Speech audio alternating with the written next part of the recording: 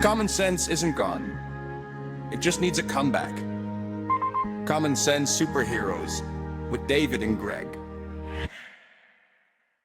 What's up, everyone, and welcome to the first part of Common Sense Superheroes, the first real episode. We had a little sports clip episode that we did, but this is the first real episode where you get the full grasp of what we're trying to communicate here, Greg. What do you think? Well, I mean, you're trying to downplay our first little episode yesterday, but if anybody was listening, they should have made some money. If you followed along and you bet with Greg down the line, you would have made some money. And I think we could all use a little bit of extra money. And all he did was use common sense. So Yeah, let's 2-0 recap the bets. might have been beginner's luck, but we'll try again when I see something I like. So we'll get into the Don Lemon craziness that's going on and show our true sides as far as how we fall politically. And I think it's just common sense. But anyways, we'll get to that. But like Greg said, we got to start out with some football because last night, the Indiana, how you say it? Hoosiers beat the U from Miami. And somebody had some bets on the line. And Greg, you want to go back on what you said? We did. Go back over. The game script kind of played out pretty much like I thought. It was a close competitive game. I had a feeling Miami would keep it within the number of 7.5 or 8, wherever you could have got it. Having said that, though, I still the best play I liked was the Miami team total over 19.5. Barely got there, but 21 is always going to be more than 19.5, and until they change that on us. But so we won that one, and then I didn't necessarily expect it to come down to the last play of the game or within 30 seconds of the final buzzer, but I had a feeling Carson was going to throw a pick. Nick did Mostly because I knew he would be in a situation like that where he had to throw at the end of the game. And I've watched the guy for a couple of years. I know he can get rattled when the pressure's on, and I just had a feeling. So yeah, 2-0 to cap that game. It was a fun watch. It was a little bit of a slow start and a little monotonous at the beginning. Ultimately, I think I don't know that those were the two best teams all year long, but those were two quality teams that deserve to be playing for the title. I mean, yes, obviously it worked out that way because it is what it is. I find it funny that Indiana's the first team to ever win after a bye and since the playoffs have started, and not only win, go all the way. So that's, you got to give them even extra credit for that. But I'm also like, damn, do you even want to be one of the top 4 teams? I don't at this point, the way they're doing it. Because I tend to think they're gonna look into that and make some adjustments. I mean, you're 1-7 now for the bye teams. That's not the spirit of the way it's supposed to be one of the top 4 seeds. I like it, and I've talked to a good buddy of mine, and we've gone back and forth. I think instead of the bye, you make that first round game, the value is it's at home. Don't worry about the bye. Let's let you have a couple of games at home before you get into the final 4 games, and then you can put them on the neutral sites and do all that. But yeah, obviously we lost to Ole Miss, and that's what ended our season. We beat them at home earlier, but that was a heck of a game too. They played great. Trinidad Chambers put on his cape and wasn't a common sense superhero. He just flat out turned into Superman. Yeah. But I still think that, playing that game on a neutral site was not an advantage, especially after sitting for a week while they were up and running. I just don't think, I don't know, going through the whole season the way it played out, I would have never thought that it would have ended up being Indiana and Miami. And, you got to give Carson Beck credit. But like you said, he's going to throw that pick at a crucial time. And unfortunately, he did that. We could dissect the college football playoffs from here to eternity. But before we get to that, let's go over the game last night. I, being an old man that I am, and I get up super duper early, I made it to halftime. I ain't gonna lie. That's about as good as I can do on these late games. And I was texting a group chat of mine, and I was like, when Indiana started turning it on towards the end of the second quarter, I was like, well, they're about to run away with it. It's over now. Well, of course, I was wrong. Miami fought back like the team they are. Yeah, and I think even after having completed the season they did, I think some of us who profess to even know a little something about college football, I think we're still sliding Indiana a little bit and kind of playing this off as a fluke. I watched them this year. I watched almost everything they did in the playoffs. That is a very mature, very well coached team that doesn't make mistakes. And I think there were probably 3 or 4 teams this year that could have beat Indiana heads up, but that team would have had to have a good night and play darn near flawless football. It feels like a fluke, and I totally understand why. It's Indiana. They were the losingest program in the history of college until this year. But that, I think it was well-deserved. Like I said, we would have never predicted it. Even going into the playoffs, I wouldn't have predicted it. But having watched the way they just marched through the playoffs, took care of business, and handled what was in front of them every dadgum day, that team deserved that title no doubt. Like I said, I haven't seen just the first half because I'm an old man. At first, Miami was bringing some pressure. They were bringing it around because they had that was what I was thinking, even though I don't know why I was thinking it because they've shown it to be true whole season. Indiana's offensive line stood out. I mean, I was like, at first, like I said, Miami studs, just freak athletes like they always do. And, the old saying, like, you want a guy on defense who ain't got no daddy. And it seems like they got a lot of fatherless kids on that line because they was showing out and getting to Fernando, even with a couple little targeting cheap shots there at the beginning. I But think the playmaker, old Michael Irvin, might adopt some of the ones that are about to get drafted. Some of those fatherless kids will have a father soon. yes, they will. And He, he, he by the needs way, he needs money for the habits. kept it in check somewhat. I was shocked. Even at the end of the game, I thought he was gonna go crazy, but anyway, Indiana ended up they settled down, started running the ball. They got a few of those long runs at the first half, at the end of the first half, and boy, when they start running downhill, they put their head down. They'll hit somebody. They ain't scared.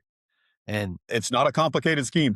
no, it's I mean, showed out, and Fernando, you gotta give the dude credit. At I did the play at the end where he was going to the end zone, not at the end of the first half, but the end of the game, basically. Yeah. Dude, that's the epitome of wanting it, and he Mhm. showed no fear and Selling went out. after it. He's selling out for it right there. It didn't matter if he's gonna get concussion, whatever. He's a la, John Elway when he did the old helicopter in, I think it was Cleveland, but that's wanting it right there, son. It is, and I tell you, I'm a bit of a traditionalist, and that might not surprise people, but I was not sold on the idea of the expanded playoffs and having this many teams. Man, I'm telling you, and part of it has gone to, some of the craziness in the world around us. I have really enjoyed college football probably more in the last couple of years, just from a slate of you get down to the last 4 or 5 weeks, and because there's so many teams vying for playoff spots, there's so many games that matter. There's so much interest. So many more teams are still alive and playing for something. Man, I don't usually embrace change well, but I think it was a home run idea. I love the playoff idea. I think we need to make some tweaks. We need to get something where there's a little bit more of a true advantage for the top 4 seeds. Let's get a reward for having the best season. But man, it was a great year, and obviously, as a Georgia fan, it didn't end the way I wanted to.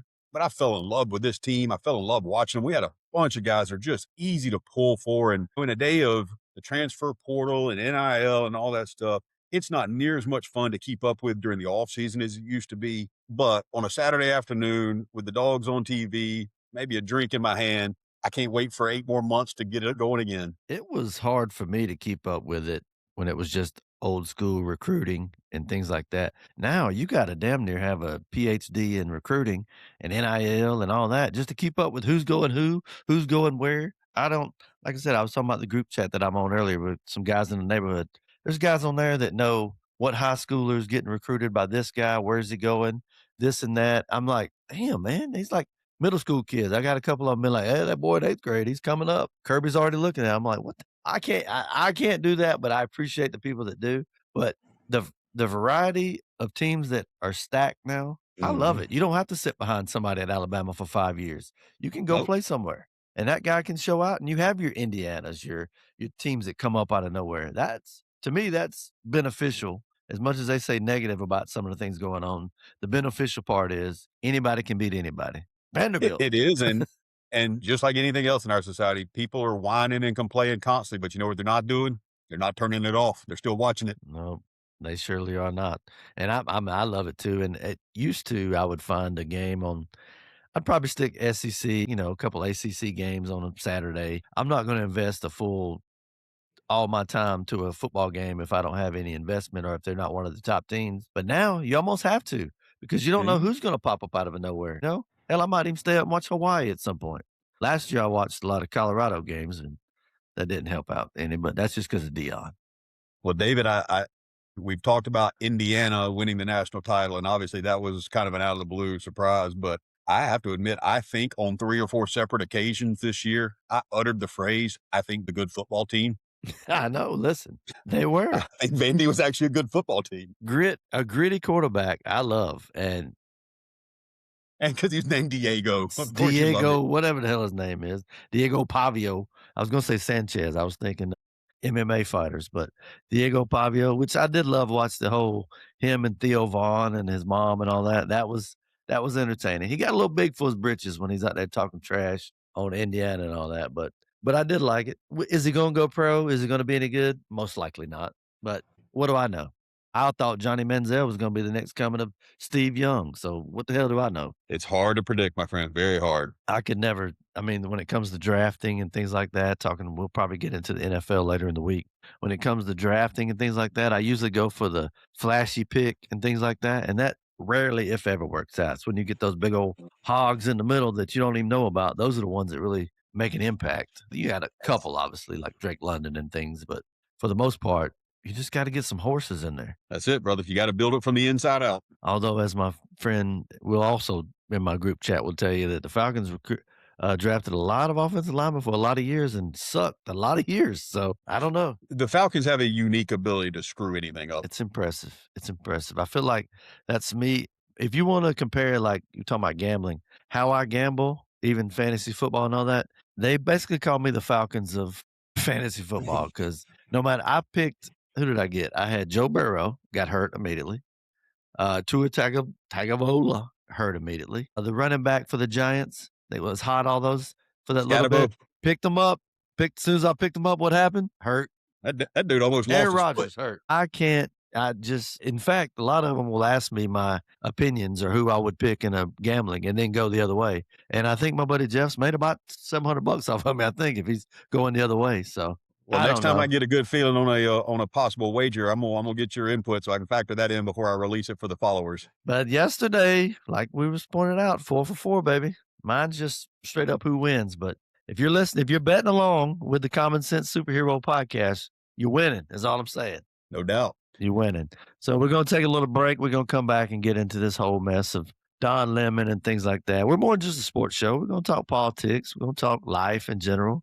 And we're probably going to talk a little bit about Don Lemon, and stuff in Minneapolis is just mind-blowing. But we'll get back into that. I know. We'll be back. And we're back. And speaking of common sense, you would think it'd be common sense that of all places, a church, but even more so, a church in Minneapolis, that you wouldn't go in to try to protest people. Why do you say that? Because I don't know. Perhaps there was a shooting last year in a church that took people's lives, and you're going to bust up into a church of all places, the sanctity of a church? Don Lemon and his crazy crew of people, which, he was just a, journalist covering it, even though there's basically video of him saying, hey, let's go in here, guys. So he went into a church in Minneapolis protesting because they said that they think the pastor is an ICE agent.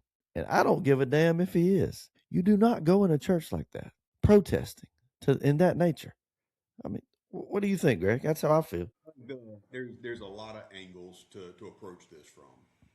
One, first and foremost to me is, and again, you and I have discussed this, you've known me half of my life. I understand the hypocrisy with which this comes, but my faith is the most important thing to me. And if that is not a sacred place that is off limits for that kind of garbage, then we're talking about a line in the sand that has been crossed and can't come back from. If this doesn't lead to prosecutions and punishments and jail time, like, this is a problem, because if we on our side are now told that we have to tolerate that in church while we're worshiping at our most sacred and most vulnerable times, if that is something we have to tolerate, I can tell you right now, I'm only speaking for myself, but I think there's a lot of folks that agree with me.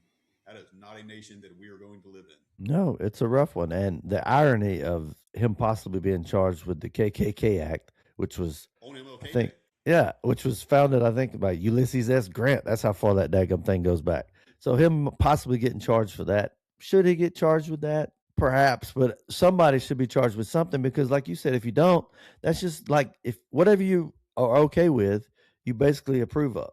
And if we're going to approve of that, then all bets are off. Like, what's next? Like, and try that in White County, Georgia. Roll up in a church with that group yelling stupidly, knowing that they was causing a scene. It was purposeful. They didn't give two shits about Renee Good and all that. They say that all they're doing is trying to bait Trump to send the federal troops in. And then when he does that, it makes Trump look bad. Even though it's the right thing to do, they're just trying to bait him because it looks bad politically for Trump. And they're using people's lives and people's spirituality as a way to do that. Is just disgusting to me. And I don't want to overreact or nothing, but I don't think you can overreact to this. Put the shoe on the other foot. Yeah, I don't think you can overreact, David. I think, like you said, that is something where if that is to be tolerated in this incident, then that opens up a whole can of worms that I don't think any of us are willing to accept. And you mentioned that try that and fall. Look, I know people that carry in church. I know a lot of people that carry in church. Sometimes I have been known to have my weapon on me in church. And I'm not saying somebody would have got shot, because Lord knows we don't want it to come to that. But had that been in my church, They would and have. I had my weapon on me, they would have walked out of the front door at gunpoint. And I would have walked out in handcuffs later, most likely. But that's the problem. They are allowed to continue to push us, and we're left with a binary choice. We tolerate it and it continues, or we finally stand up and say, no, I'm not going to tolerate that, but then we're the bad guy. It just doesn't make sense. And at the end of the day, man, we're just getting further and further divided. I made a TikTok post yesterday. I don't see a way back from this at this point. And frankly, like I said, if there aren't arrests made, if there isn't some serious punishment for what happened yesterday in that church, I think we're lost, man. And I don't know how to get back. I mean, can you imagine if you and I went and protested in a mosque? How well would that have gone? That's exactly right. I mean, so true, because it would have totally been, and I would have been the first to stand up and say, no, don't do that. That's ridiculous. You can't do that. That's shitty. But you don't hear that coming from the other side. Not enough, not loudly enough. All you hear is like, well, like Don Lemon was in there talking about, well, it's the First Amendment. No, that's not what the First Amendment is. You can't go in private property and protest like that. I am all for protest. Listen, it's a great thing. Whether I agree with what you're protesting or not, I love that we have the right to do it. But that is just a silly, stupid, dangerous way to protest, because like the aforementioned that I talked about earlier, White County, Georgia, which is where my in-laws live, in that little area. If you'd have rolled up in there ain't no, you might have got shot. You would have got shot, plain and simple. And a lot of these churches around here, like Free Chapel up the road, they're security for a reason.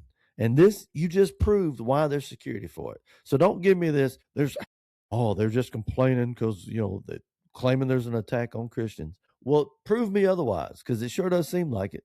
I don't see nobody going in mosque, like you said, doing things like that, because we respect it. So we're just asking for respect.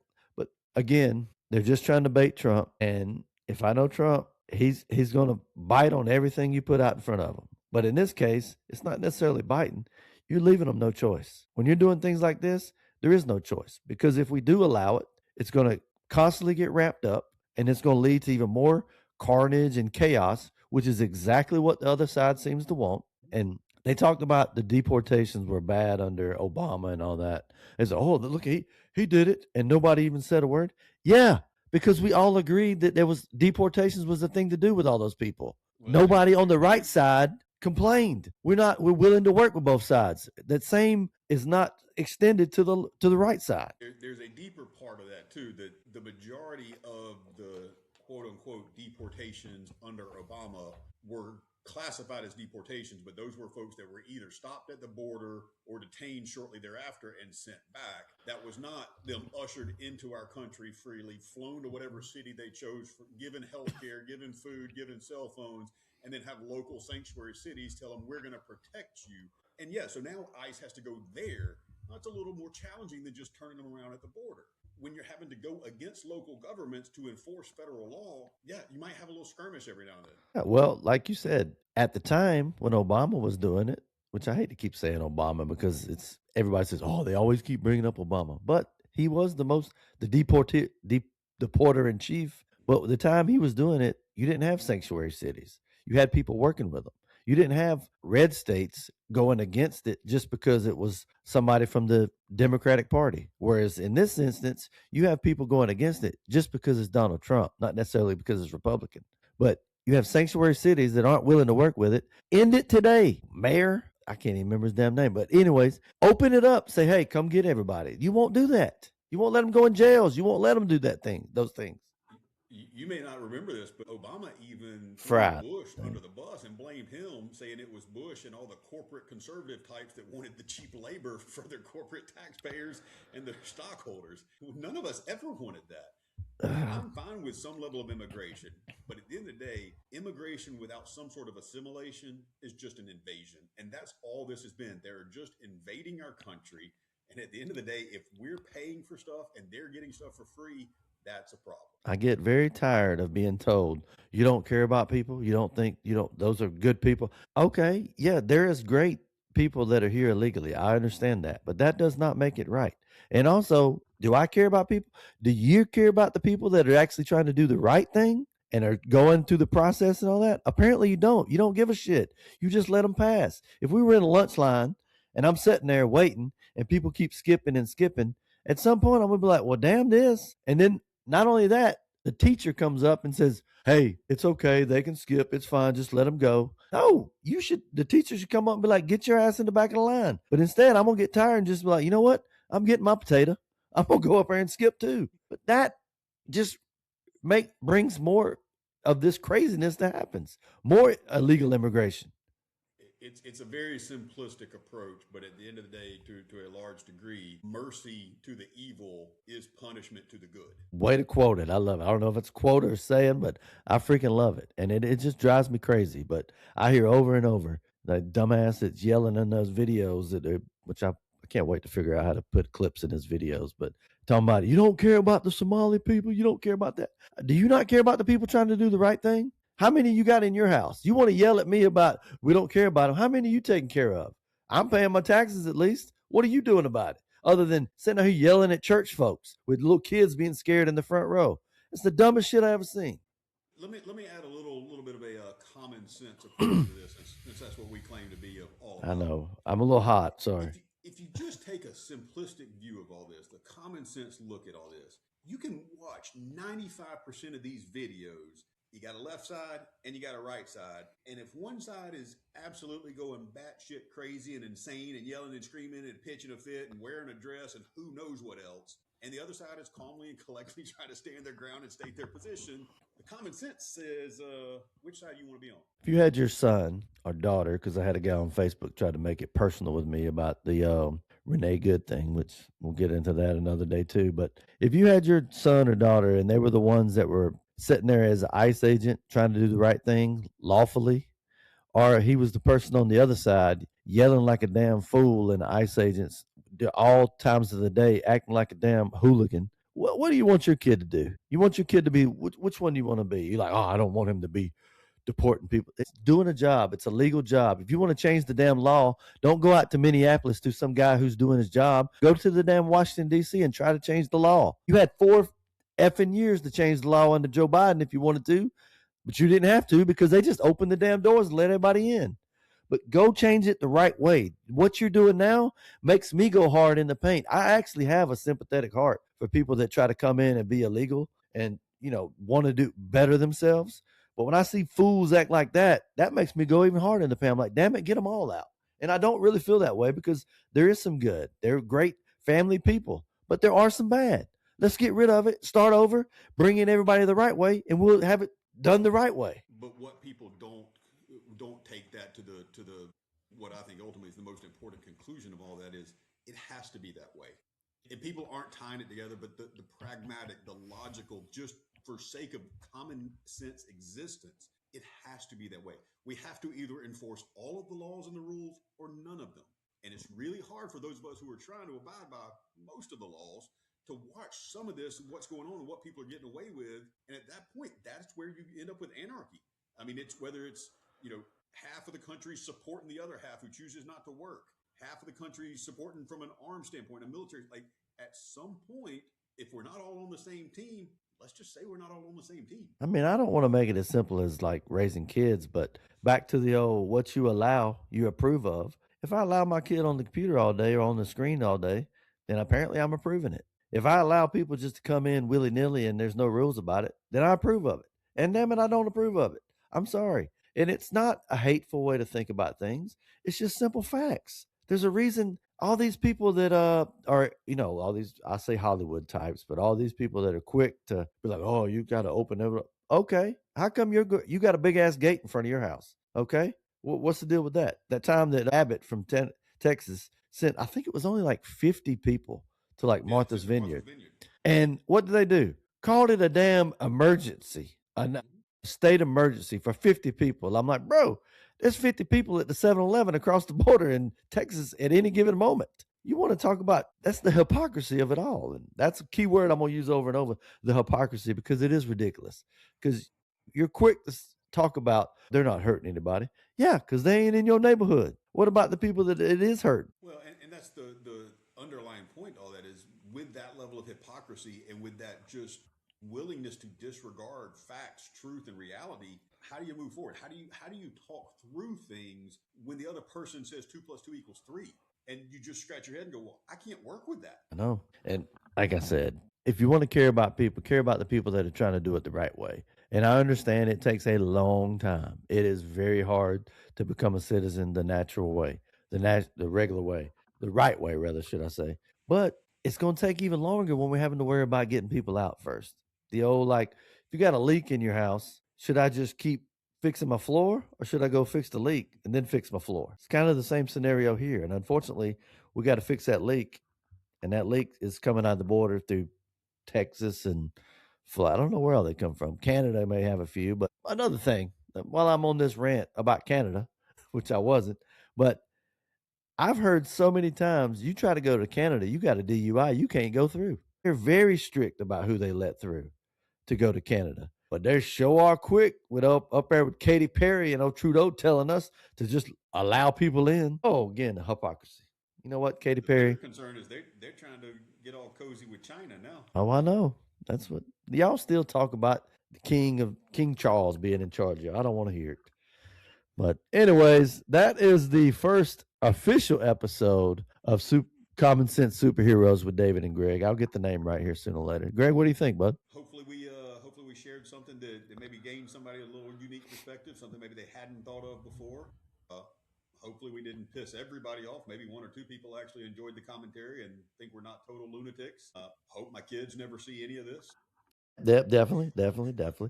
I think it's pretty good. I mean, I hope it get a little taste about what we're going to do. It's going to have sports. We didn't really get much about our personal lives or anything right now, but we will. But wanted to show you a little bit politically how we think. And of course, we got fiery, but I don't want it to. We're open to any discussion.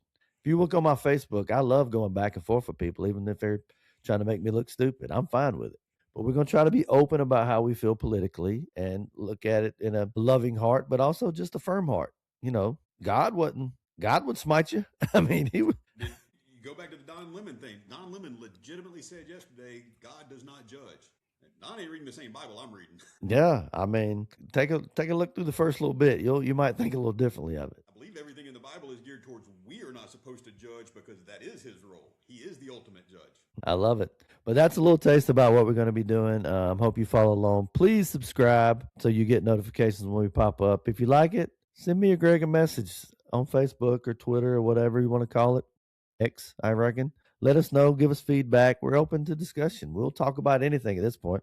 We're just trying to gain some traction. But I love it. I think it's great. Like I said, we'll go into a little bit more personal stuff next time. But it is a little taste of the first episode, Gregory. I appreciate you, buddy, as always. Anything else you want to add? Friend, and God bless anyone that's listening to this. Absolutely. Till next time, guys. See you later.